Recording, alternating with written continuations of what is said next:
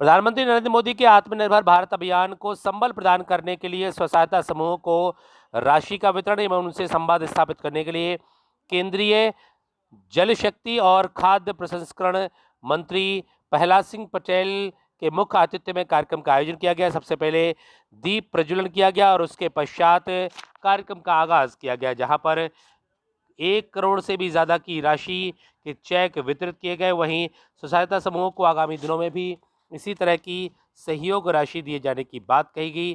क्या कुछ हुआ कार्यक्रम के दौरान, आपको दिखाते हैं। से दमोह विकास खंड की जो पहचान है, यहाँ पे भाषा पारखेड़ा में रेखा जैन उसकी संचालिका है। वो लगभग 50 महिलाओं के साथ पापड़ बनाने का काम करती है और उनको नियमित रोजगार दे रही है। ठीक इसी तरीके से अभी हम लोगों ने जिला प्रशासन के सहयोग से लघु वनोपज के को ऑर्गेनाइज वे में कलेक्ट करने, प्रसंस्करण करने और मार्केट करने का काम लिया हुआ है। और हटा विकास खंड के रजपुरा क्लस्टर का उसका होस्ट प्लेस पे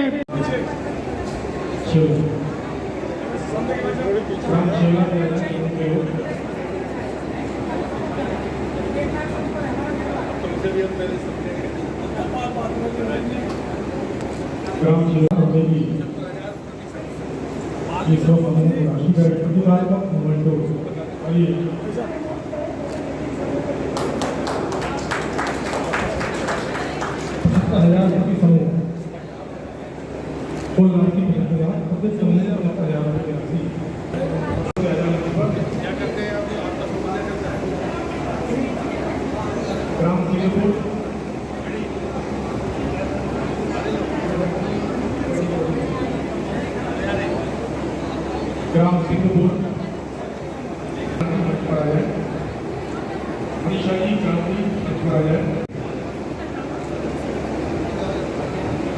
अध्यक्ष कोषाध्यक्ष शाखा ग्राम संगठन बरखेड़ा।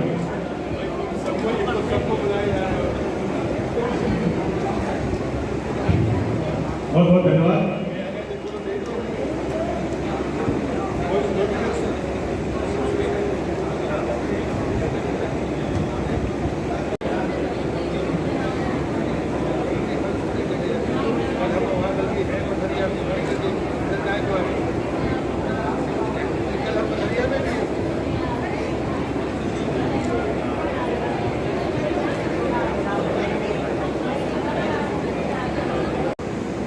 सपना है आत्मनिर्भर भारत का, वो आप सबके माध्यम से साकार करने का काम किया जा रहा है।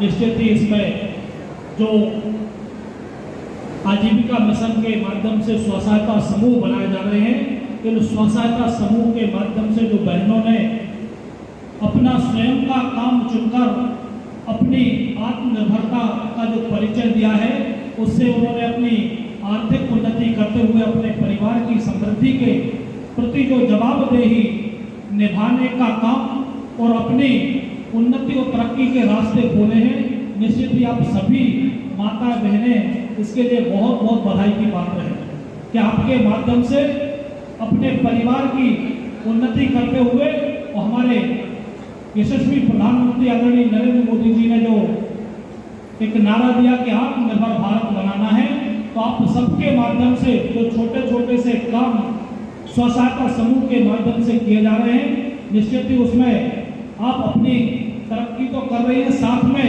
लोकल फॉर वोकल का भी जो नारा हमारे आदरणीय नरेंद्र मोदी जी ने दिया है कि हमारे लोकल के जो छोटे छोटे से व्यापार हैं, उन व्यापारों को बढ़ावा देने के लिए, उन उद्योगों को बढ़ावा देने के लिए आप सबने जो लगन के साथ काम करने का निश्चय किया है, निश्चित ही आप बहुत बहुत बधाई के पात्र हैं। तो आप ऐसे ही उन्नति और तरक्की करते रहें और अपने आय के साधन के साथ साथ अपने परिवार को विकसित करते रहें।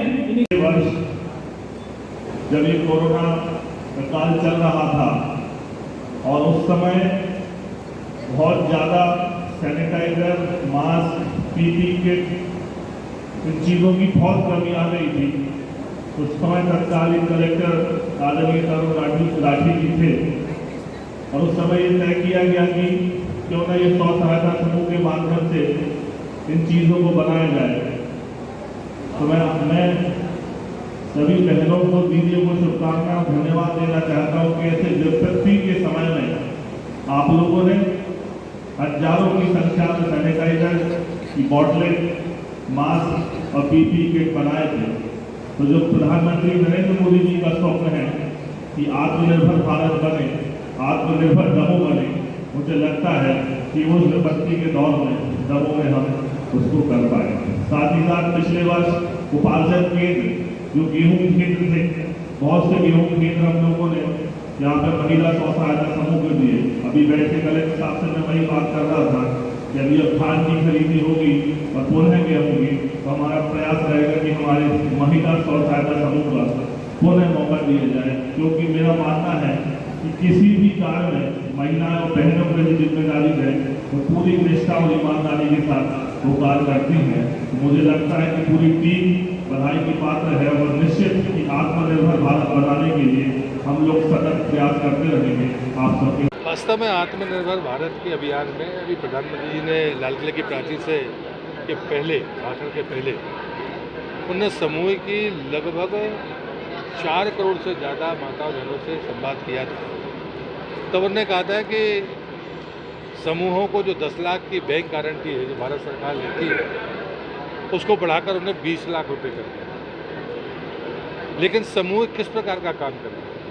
समूह तो अनाज भी खरीदते हैं, वो शालाएँ भी चला रहे हैं, अनेक काम वो करते हैं, लेकिन उसमें जो फूड प्रोसेसिंग का काम करते हैं, खाद्य प्रसंस्करण का, और उसमें लेकिन आटा को छोड़, गेहूं के आटा को छोड़कर बाजरा है, दालें हैं या मसाले हैं, पापड़ है, बड़ी है, यानी अनाज से आपने कोई चीज़ बनाई, अगर इस रास्ते पर वो जाते हैं तो इनिशियल स्टेज पर उनको 40,000 रुपया फीड मनी के रूप में मिलता है, सीड मनी के रूप में। बाद में बैंक से उनको लोन मिल सकता है। अगर वो लोन लेते हैं तो 35% का अनुदान उस पर है।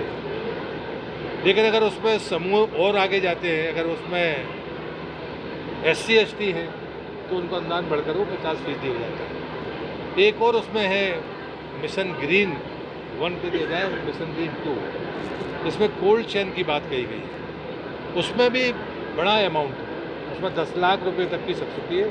35% या 10 लाख जो भी कम हो वो उसमें लिया जा सकता है। लेकिन अगर कोई कोल्ड स्टोरेज बनाता है तो वो सब्सिडी 10 करोड़ भी हो सकती है, 35% या 10 करोड़। कुल मिलाकर एक व्यक्ति, एक समूह, सहकारी संस्था, FPO जो भी सरकार, जो हमारे किसान संगठन बनाते हैं, वो ये चारों को इसका लाभ लेने का अधिकार है। कोई सरकारी संस्थाएं भर नहीं है। तो मुझे लगता है कि मुझे लगा कि ये एक समसामयिक विषय है।